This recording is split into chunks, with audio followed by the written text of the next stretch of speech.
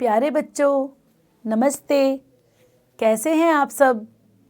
आशा करती हूँ आप सब अच्छे होंगे। मैं आपकी अध्यापिका आरती सेठी आज प्रस्तुत हूँ हिंदी की पाठ्य पुस्तक रिमझिम भाग 4 से पाठ 11 लेकर। इस पाठ का शीर्षक है पढ़क्कू की सूझ। यह कविता पर आधारित एक पाठ है। इस कविता को लिखा है रामधारी सिंह दिनकर जी ने। बच्चों, पढ़क्कू का अर्थ समझते हैं आप? पढ़क्कू का अर्थ है बहुत पढ़ने लिखने वाला। और सूझ, क्या सूझ का अर्थ जानते हैं आप? सूझ का अर्थ होता है किसी विशेष परिस्थिति में दिमाग में आने वाला एक स्पष्ट विचार। तो बच्चों, चलिए जल्दी से शुरू करते हैं ये कविता पाठ पढ़क्कू की सूझ। एक पढ़क्कू बड़े तेज थे, तर्कशास्त्र पढ़ते थे। जहाँ न कोई बात वहाँ भी नई बात गढ़ते थे। एक पढ़क्कू बड़े तेज थे, तर्कशास्त्र पढ़ते थे। जहाँ न कोई बात वहाँ भी नई बात गढ़ते थे। एक रोज वे पड़े फिक्र में, समझ नहीं कुछ पाए। बैल घूमता है कोल्हू में, कैसे बिना चलाए। एक रोज वे पड़े फिक्र में, समझ नहीं कुछ पाए। बैल घूमता है कोल्हू में, कैसे बिना चलाए। कई दिनों तक रहे सोचते, मालिक बड़ा गजब है। सिखा बैल को रखा इसने, निश्चय कोई ढब है। कई दिनों तक रहे सोचते, मालिक बड़ा गजब है। सिखा बैल को रखा इसने, निश्चय कोई ढब है। आखिर एक रोज मालिक से पूछा उसने ऐसे, अजी बिना देखे लेते तुम जान भेद यह कैसे। आखिर एक रोज मालिक से पूछा उसने ऐसे, अजी बिना देखे लेते तुम जान भेद यह कैसे। कोल्हू का यह बैल तुम्हारा चलता या अड़ता है। रहता है घूमता खड़ा हो या पागुर करता है। कोल्हू का यह बैल तुम्हारा चलता या अड़ता है। रहता है घूमता खड़ा हो या पागुर करता है। मालिक ने यह कहा, अजी इसमें क्या बात बड़ी है। नहीं देखते क्या गर्दन में घंटी एक पड़ी है। मालिक ने यह कहा, अजी इसमें क्या बात बड़ी है। नहीं देखते क्या गर्दन में घंटी एक पड़ी है। जब तक यह बजती रहती है मैं न फिक्र करता हूँ। हाँ, जब बजती नहीं दौड़कर तनिक पूछ धरता हूँ। घंटी टुन टुन खूब बजेगी, तुम न पास आओगे। मगर बूंद भर तेल सांझ तक भी क्या तुम पाओगे। घंटी टुन टुन खूब बजेगी, तुम न पास आओगे। मगर बूंद भर तेल सांझ तक भी क्या तुम पाओगे। मालिक थोड़ा हंसा और बोला कि पढ़क्कू जाओ। सीखा है यह ज्ञान जहाँ पर वहीं इसे फैलाओ। मालिक थोड़ा हंसा और बोला कि पढ़क्कू जाओ। सीखा है यह ज्ञान जहाँ पर वहीं इसे फैलाओ। यहाँ सभी कुछ ठीक ठाक है, यह केवल माया है। बैल हमारा नहीं अभी तक मंतिक पढ़ पाया है। यहाँ सभी कुछ ठीक ठाक है, यह केवल माया है। बैल हमारा नहीं अभी तक मंतिक पढ़ पाया है। बच्चों, कैसी लगी ये कविता? आइए इस कविता को एक बार संगीत के साथ सुनने का मजा लें।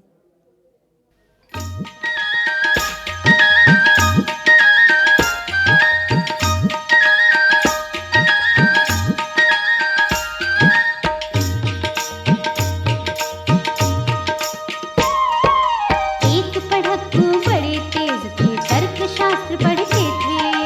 एक पढ़क्कू बड़े तेज थे, तर्कशास्त्र पढ़ते थे। जहाँ न कोई बात वहाँ भी नई बात गढ़ते थे।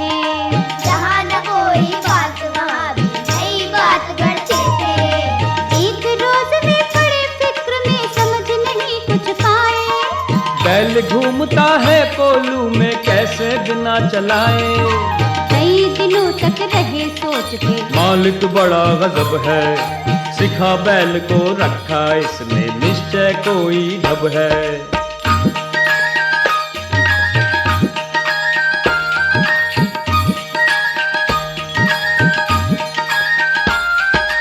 आखिर एक रोज मालिक से पूछा उसने ऐसे, अजी बिना देखे लेते तुम जान भेद ये कैसे।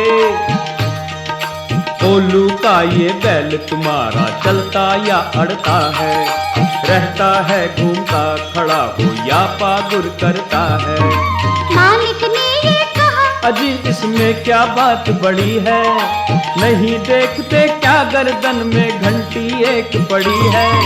जब तक ये बजती रहती है मैं न फिक्र करता हूँ, जब बजती नहीं दौड़ कर तनिक पूछ धरता हूँ।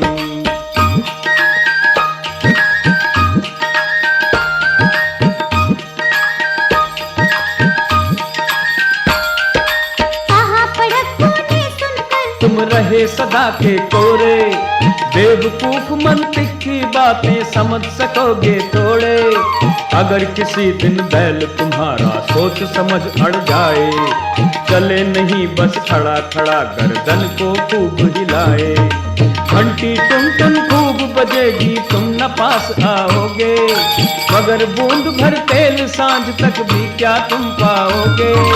मालिक थोड़ा हंसा और बोला कि पढ़क्कू जाओ, सीखा है यह ज्ञान जहाँ पर वही इसे फैलाओ। यहाँ सभी कुछ ठीक ठाक है, यह केवल माया है। यहाँ सभी कुछ ठीक ठाक है, यह केवल माया है। बैल हमारा नहीं अभी तक मंतिक पढ़ पाया है। बैल हमारा नहीं अभी तक मंतिक पढ़ पाया है। बैल हमारा नहीं अभी तक मंतिक पढ़ पाया है। बैल हमारा नहीं अभी तक मंतिक पढ़ पाया है। बैल हमारा नहीं अभी तक मंतिक पढ़ पाया है। तो बच्चों, कैसी लगी ये कविता पढ़क्कू की सूझ? इसमें एक व्यक्ति होता है जो कि खूब पढ़ने लिखने वाला होता है, इसीलिए उसे सब क्या कहते हैं? पढ़क्कू। और वह तर्कशास्त्र पढ़ता है। तर्कशास्त्र एक ऐसा विषय होता है जिसमें तर्क विद्या सिखाई जाती है। तर्क का अर्थ समझते हैं आप? तर्क का अर्थ होता है अपनी बात को तथ्य सहित सही या गलत कहना। एक बार पढ़क्कू एक कोल्हू के बैल को चलते हुए देखता है। तब पढ़क्कू के दिमाग में एक बात आती है कि इस कोल्हू के बैल को कोई चला भी नहीं रहा, तो यह खुद कैसे चल रहा है? कोल्हू का बैल समझते हैं आप? कोल्हू एक लकड़ी से बना यंत्र होता है जिसे तिल, मूंगफली या सरसों का तेल निकालने के लिए पुराने समय में प्रयोग किया जाता था। कोल्हू में नीचे की तरफ मूंगफली, तिल या सरसों के दाने डाले जाते हैं और एक लकड़ी का बना हुआ डंडा जो कि उससे जुड़ा हुआ होता है वह बैल के कंधे पर रखा रहता है और बैल उस कोल्हू के चारों तरफ घूमता रहता है लगातार। उसके घूमने से नीचे के तिलहन जो हैं वो पिसते चले जाते हैं और उनमें से तेल बाहर आता है। बच्चों, यह काम बहुत कठिन और खूब मेहनत वाला हुआ करता था। आज के समय में इसकी जगह मशीनों ने ले ली है। तो कोल्हू के बैल को देखकर पढ़क्कू के दिमाग में आता है कि स्वयं कैसे चल रहा है। तो वह उसके मालिक के पास जाता है। भाई, तुम्हें कैसे पता चलता है कि यह बैल खड़ा होकर जुगाली कर रहा है या चल रहा है? कविता में पंक्तियां आई हैं, कोल्हू का यह बैल तुम्हारा चलता या अड़ता है, रहता है घूमता खड़ा हो या पागुर करता है। पागुर का अर्थ होता है जुगाली करना। बच्चों, क्या आपने कभी किसी गाय या भैंस को जुगाली करते देखा है? गाय या भैंस एक ही बारी में पेट भरकर घास खा लेते हैं और उसके बाद वह उस घास को अपने मुंह में लाकर लगातार चबाते हैं और ये घास को लगातार चबाने से उनके मुंह में झाग भी बना रहता है। अगली बार जब किसी गाय या भैंस को देखें तो जरूर ध्यान से देखना। तो वह मालिक से पूछता है कि कहीं ये खड़ा होकर जुगाली करता रहे, आपको कैसे पता चलता है? तब मालिक कहता है कि बैल के गले में एक घंटी पड़ी हुई है। जब तक वह घंटी बजती रहती है, मैं समझ जाता हूँ कि बैल लगातार गोल गोल घूम रहा है और जैसे ही घंटी की टुन टुन की आवाज़ बंद हो जाती है, मैं समझ जाता हूँ कि बैल रुक गया है। तब मैं जाकर उसकी पूंछ को पकड़ लेता हूँ और वह फिर से चलने लगता है। तब पढ़क्कू कहते हैं, अरे अगर तुम्हारे बैल के दिमाग में किसी दिन ये आ गया कि मालिक घंटी की आवाज़ से ऐसा समझता है, तो वो तो खड़ा होकर गर्दन ही हिलाता रहेगा और तुम समझोगे कि बैल चल रहा है। इस तरह से तो तुम्हें सांझ तक, शाम तक तेल की एक बूंद भी नहीं मिलेगी। तब मालिक कहता है, पढ़क्कू भैया, अपनी बातों को अपने पास ही रखो। मेरे बैल ने मंतिक थोड़े ना पढ़ा है, तर्कशास्त्र थोड़े ना पढ़ा है। मंतिक कहते हैं तर्कशास्त्र को। तब मालिक कहता है, अपनी बातें तुम अपने पास ही रखो। तो बच्चों, ये थी हमारी कविता पर आधारित एक कहानी। अब आपने इस कविता को सुना और इसके अर्थ को जाना। आप इस कविता को कहानी रूप में अपने शब्दों में लिखें। चलिए बढ़ते हैं अगली गतिविधि की तरफ। बच्चों, कक्षा तीसरी में आपने रामधारी सिंह दिनकर जी की कविता पढ़ी मिर्च का मज़ा, और अब कक्षा चौथी में आपने कविता पढ़ी पढ़क्कू की सूझ। आपको इन दोनों कविताओं में से कौन सी कविता अच्छी लगी और क्यों? ज़रूर लिखिए। बच्चों, आपको काबुली वाला ज़्यादा अच्छा लगा या पढ़क्कू, या कोई भी अच्छा नहीं लगा? अपने विचार ज़रूर अपनी नोटबुक में लिखें। अच्छा बच्चों, कविताएं पढ़ना और सुनना ये तो हम सबको अच्छा लगता है ना? आप अपने दोस्तों के साथ कुछ अच्छी कविताएं इकट्ठी करो और उन कविताओं की एक किताब बनाओ। उन कविताओं को एक नोटबुक में संग्रह करो। ठीक है? तो बढ़ते हैं हमारी अगली गतिविधि की तरफ। इस गतिविधि का नाम है मेहनत के मुहावरे। कोल्हू का बैल ऐसे व्यक्ति को कहते हैं जो कड़ी मेहनत करता है या जिससे कड़ी मेहनत करवाई जाती है। मेहनत और कोशिश से जुड़े कुछ और मुहावरे दिए गए हैं, इनका वाक्यों में इस्तेमाल करो। पहला मुहावरा है दिन रात एक करना। चलिए एक वाक्य मैं बनाती हूँ। यदि हम अपना लक्ष्य पाने के लिए दिन रात एक कर दें तो सफलता अवश्य मिलेगी। अब आप अपने मन से कोई वाक्य बनाइए। अगला मुहावरा है पसीना बहाना। इसका एक वाक्य मैं बनाती हूँ।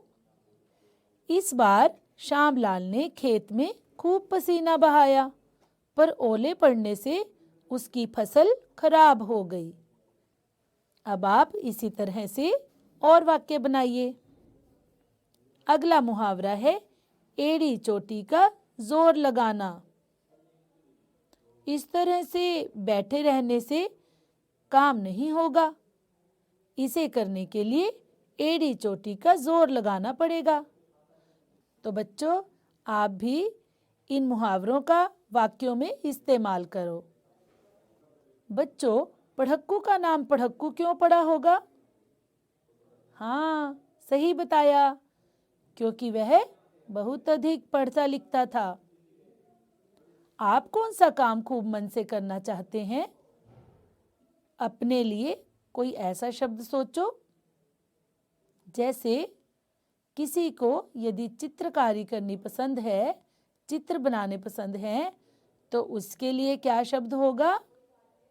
हाँ, चित्रकार।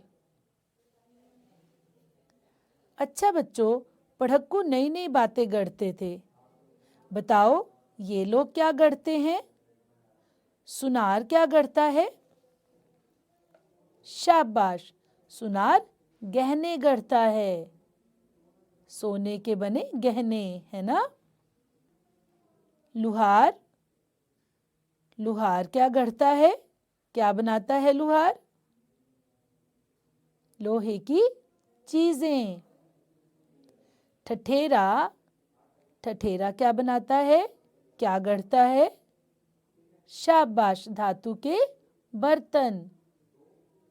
कवि, कवि क्या गढ़ता है? कविता। कुम्हार, मिट्टी के बर्तन। और लेखक, शाबाश, लेखक कहानी गढ़ते हैं या लेख। बच्चों, हमारी अगली गतिविधि है सही मिलान करो। दिए गए शब्दों का उनके सही अर्थ के साथ मिलान करें। पहला शब्द है ढब। भेद, गजब, मंतिक, छल। और अर्थ कुछ इस तरह से दिए गए हैं: तर्कशास्त्र, कमाल, धोखा, राज, तरीका। तो चलिए शुरू करें। ढब का क्या अर्थ है? किससे मिलाएंगे? बहुत अच्छे, ढब का अर्थ है तरीका। भेद,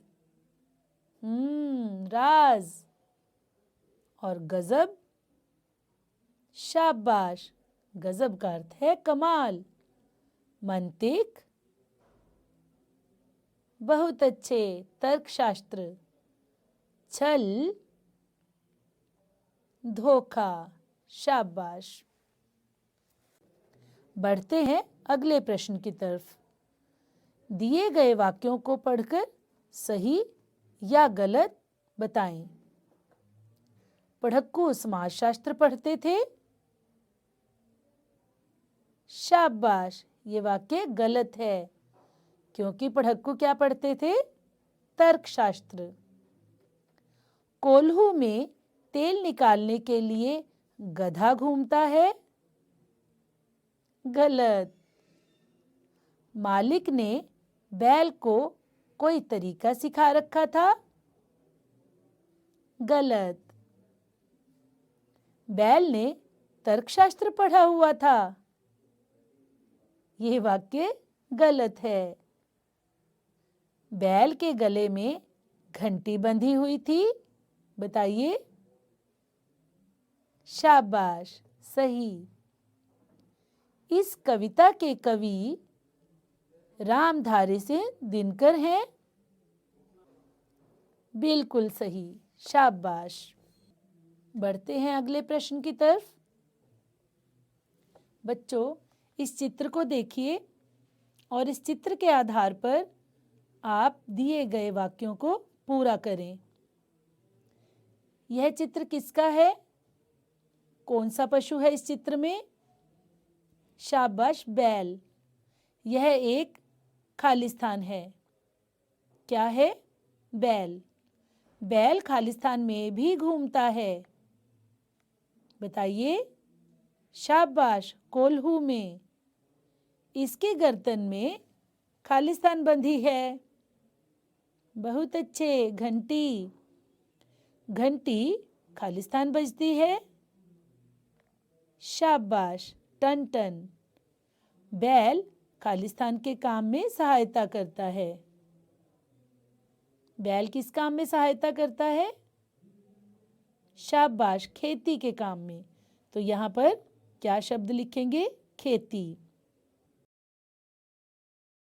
बच्चों, हमने इस कविता में देखा कि बैल किस तरह कोल्हू को चलाता है। क्या आज के मशीनी युग में हमें बैल से ऐसा काम लेना चाहिए? अपने विचार अपनी नोटबुक में लिखिए। तो बच्चों, आशा करती हूँ आपको पढ़क्कू की सूझ कविता अच्छी लगी होगी। आप भी पढ़क्कू की तरह खूब पढ़िए। और बच्चों, बैल का एक चित्र बनाकर उसके बारे में 4 से 5 पंक्तियां अवश्य लिखें। तो मिलते हैं अगली वीडियो में। तब तक स्वस्थ रहें,